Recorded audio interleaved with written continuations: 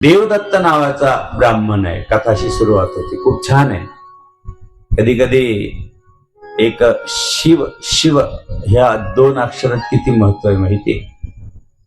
एकदा सीमंती नावाची एक मुलगी आहे, तिचं लग्न झालं. कर्मधर्म संयोगानं पतीला देवाज्ञा झाली आणि म्हणून लग्न नुकतंच झालं होतं. त्यानं परत तिला आपल्या घरी घेऊन आले. परंतु काही दिवसानं काही कर्म धर्म वर्म चुकल्या गेल्यामुळं पित्यानं आपल्या घरातून बाहेर काढून दिलं. ती वनात राहिली. एक व्याध होता, पारधी होता, त्याच्याशी त्यांनी लग्न केलं. राहू लागली. तो खायचा, ही पण खायला लागली. तो प्यायचा, ही पण प्यायला लागली. सर्व जशी संगती संगदोषा, संगती संग पुण्या. जशी संगत करो सज्जन की तो दो दो भाता. तशी संगत तशी रंगत. काही दिवसांनी तो शिकारीला गेला आणि हिला भूक लागली, अति भूक लागली. ही रात्री 12-1-2च्या वेळेस उठली. त्यावेळेस जंगलामध्ये कुठल्याही प्रकारचं लाईटची काही साधन नव्हती, अंधार होता. गोठ्यात गेली, बकरं बांधले होते. गोठ्यामध्ये सगळंच बांधलेलं होतं. प्राणी सगळ्या प्रकारचे होते तिथं. वासरही होते, बकरही होते, सगळेच होते. हिला वाटलं चला आपण एखादं बकरूच घेऊन येऊ, भूक लागली म्हणून. आणि सांगू तुम्हाला, रात्री 12च्या नंतर कधीही जेवण करू नये.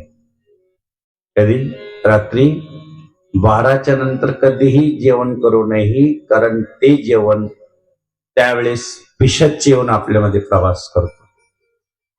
म्हणून काही लोकांना सवय असते रात्री 12च्या नंतर जेवायची. आणि रात्री 12च्या नंतर पाण्याला स्पर्श करायचा म्हणजे स्नान करायचं. रात्री 12च्या नंतर, कारण त्यामध्ये पिशाच्याचा वास होतो. म्हणून गंगेमध्ये जरी गेलं तर तुम्हाला 12 वाजता स्नान करू देणार नाही. 9-10 वाजले, दिवस मावळला की गंगेला स्पर्श करू नका म्हणतात. माहिती पाहिजे. म्हणून ही रात्री 12लाच गेली, 1लाच गेली. आणि तिने बकरू ऐवजी वासरूच आणलं कापलं. तिला लक्षातच आलं नाही अंधारात काय कापलं. परंतु खाल्ल्यानंतर तिला कळालं की अरे हे तर आपण चूक झाली. आणि तिच्या मुखातून एकच शब्द गेला, शिव शिव हा शब्द. कारण ब्राह्मण होती ती. शब्द निघून गेला, शिव शिव. अरे काय केलं आपण, वासरू कापलं बकराऐवजी. आणि म्हणून काही दिवस तिचे गेल्या निघून. आणि दुसऱ्या जन्मात हे कर्म प्रधान विश्व करी राखा. मागचं कर्म तिला पुढं त्यावेळेस जन्माला आली. त्यावेळेस ती एका अशा घरात जन्माला आली की जिथं काहीच नाही. आणि म्हणून जन्माला येताच जिने डोळ्यानं देव पाहिला नसल्यामुळे डोळे गेलेले होते. जन्माला येताच डोळे नाही आहे. अक्षरशः आपण जन्माला आलो, लेकरू ते जन्माला आलं. आणि जन्माला आल्यानंतर ह्या भूतलावर जन्म घेतला. परंतु जन्म घेताच आई वडील तिला सोडून गेले. बरं ते ठीक होतं. मागच्या जन्माचं एवढं पाप होतं की तिच्या अंगावर पूर्ण कुष्ठरोग झालेला होता.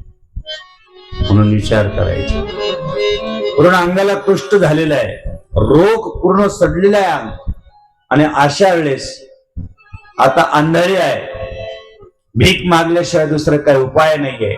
दररोज भीक मागते, दरवाजात जाऊन प्रत्येकाला भीक द्या म्हणते, भिक्षान दे मला भीक मागते. आणि ज्या वेळेस एक दिवस उगवला की गोकर्ण पवित्र अशा तीर्थक्षेत्रावरती यात्रा होती. काही लोक निघाले आणि ही त्या यात्रेला निघाली. यात्रेला निघाल्यानंतर त्या ठिकाणी ती थांबलेली आहे.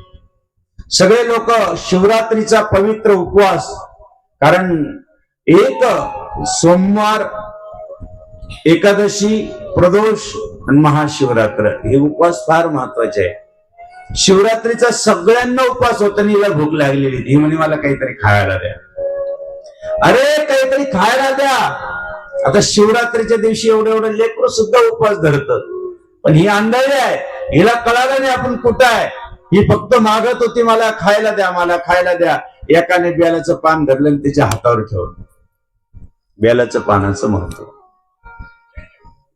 काय ठेवलं? बेलाचं पान तिच्या हातावर ठेवलं.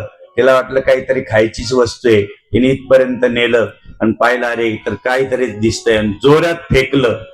मागच्या जन्मातलं शिव शिव पिंडीवर बेलाचं पान जाऊन पडलं पवित्र तीर्थावर. रात्रभर कानावर पूजा ऐकायला मिळाली आणि ज्यावेळेस रात्र झाली, पूर्ण रात्र शिवरात्रीचा उपवासही घडला, कोणी काही खायला दिल्या नाही मुळे. आणि त्या पुण्येनं अक्षरशः मागच्या जन्मातलं शिव शिव ह्या जन्मात कामाला महादेवाच्या पिंडीवर एक बेलाचं पान पडलं. म्हणून श्रावण सोमवार जोपर्यंत आहे तोपर्यंत एक बेलाचं पान आणि एक लोटा पाणी महादेवाला टाका.